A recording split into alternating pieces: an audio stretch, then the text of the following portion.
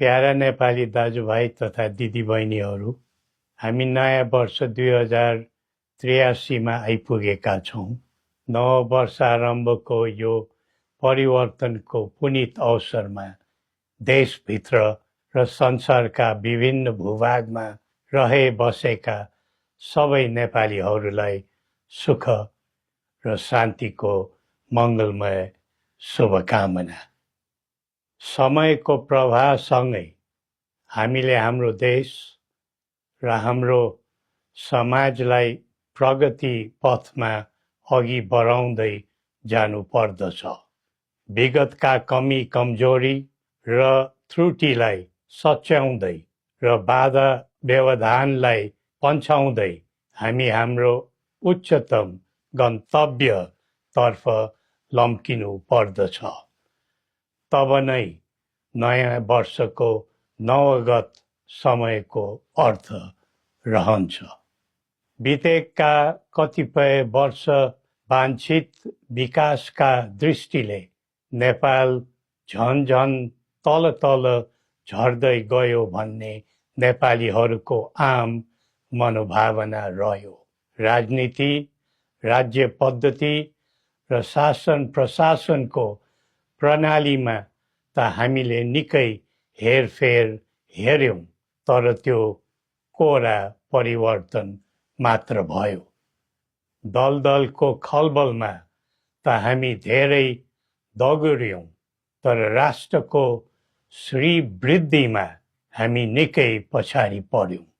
सधैँ प्रयोग, सधैँ अभ्यास र सधैँ विकल्पको खोजीमा मात्र हामी लाग्यौं। फलस्वरूप हाम्रो देश प्रयोगशाला मात्रै रह्यो।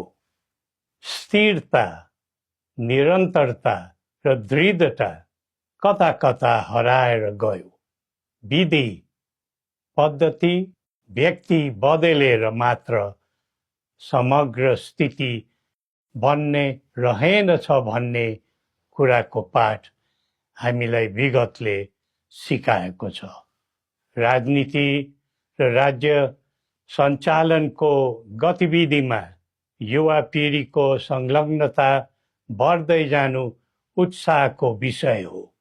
पढे लेखेका, देश बुझेका र आधुनिक प्रविधिको ज्ञान भएका उत्साही पात्रहरूको आगमनले राष्ट्रलाई फलदायी बनाउनुमा मद्दत पुग्छ भन्ने हामीलाई लाग्दछ। आज हाम्रो देश चौतर्फी समस्याको चाङमा छ।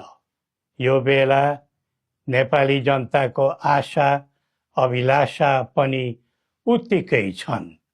यो स्थितिमा हाम्रो आर्थिक अवस्थालाई कसरी उकास्ने, छिमेकीहरू र बाह्य मित्र शक्तिहरूको सहयोग सद्भाव कसरी बढाउँदै जाने भन्नेमा हाम्रो ध्यान केन्द्रित हुनुपर्ने देखिन्छ। आन्तरिक सुरक्षा प्रणालीको दृष्टिले मुलुक अत्यन्तै नाजुक अवस्थामा परेको छ।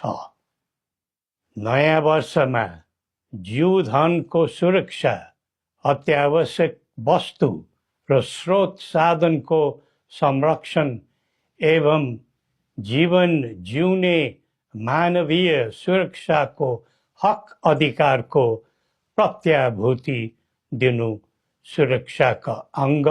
हाम्रा सेवा सुविधाका क्षेत्र, प्रकृति र मौसमी कारणमा हुने पीडा प्रकोप विषयमा हाम्रो आन्तरिक सुरक्षालाई चुस्त दुरुस्त बनाउनु आवश्यक देखिन्छ। आजको विषम र अशान्त विश्वमा हामीलाई जोगाउने, हाम्रो उत्पादित आयातित वस्तुको जोगाड गर्ने र कुनै प्रकारको व्यवधान पर्न नदिने तर्फ राज्यको गहिरो ध्यान पुग्नुपर्ने देखिन्छ। आम नागरिकले कुनै प्रकारको शारीरिक, मानसिक भौतिक तथा जीवनयापनको मामलामा त्रास पीडा अभावको अनुभव गर्न नपरोस्। हरेक क्षेत्रमा भरपर्दो आत्मनिर्भर भएर परनिर्भरताबाट र स्वाधीन भएर पराधीनताबाट देशलाई जोगाउनु छ।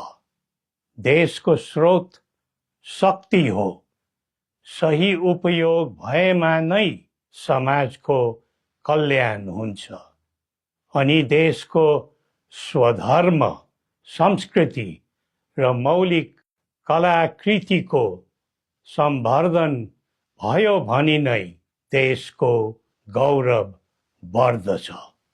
त्यसैले यिनै मूलभूत काम कर्तव्यतर्फ अब हाम्रो पाइला अघि बढ्नु पर्छ। निषेध, फुट, द्वन्द्व र विद्रोहले हामी कमजोर हुन्छौँ। परस्परको राग, द्वेष, प्रतिशोध र निषेध राजनीतिमा हुनु हुँदैन।